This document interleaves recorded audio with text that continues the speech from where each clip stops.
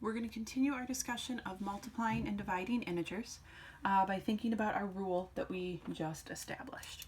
Remember that if we have an even number of negative signs, right, our answer, our result is going to be positive.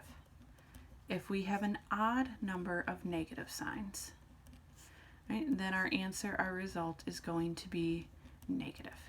Right? And this even and odd rule works for both multiplication and division. Right? Other than that, we just need to practice and think about our basic division facts. Right? So negative 8 times 6, 6 times 8 is 48. We have exactly one negative sign. Right? 1 is an odd number, so we have a negative 48. 3 times 9 just gives us 27. No negatives to worry about.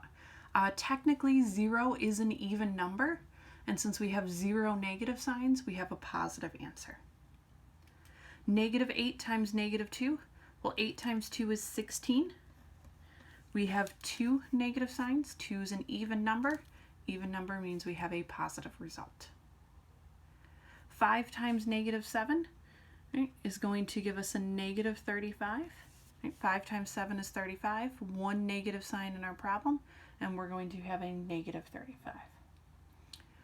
This last one for example 3, negative 1 times 0. Remember, anything times 0 is always 0. 0 should never have a positive sign or a negative sign in front of it. Right? 0 is just a plain old 0 for our answer.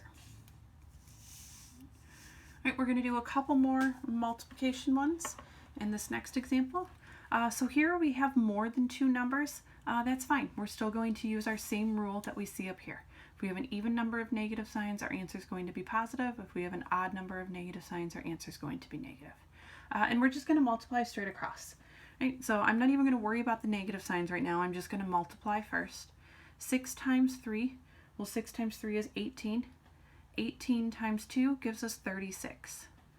Right? Then we look at this, we have 2 negative signs.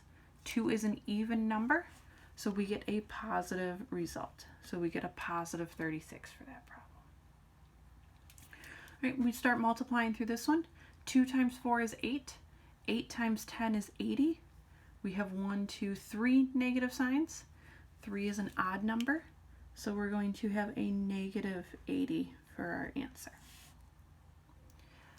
C, we multiply across. Well, 3 times 5 is 15. Times 0 is just 0. We don't even care how many negative signs we have in our answer, or excuse me, in our problem, because our final answer is just going to be 0.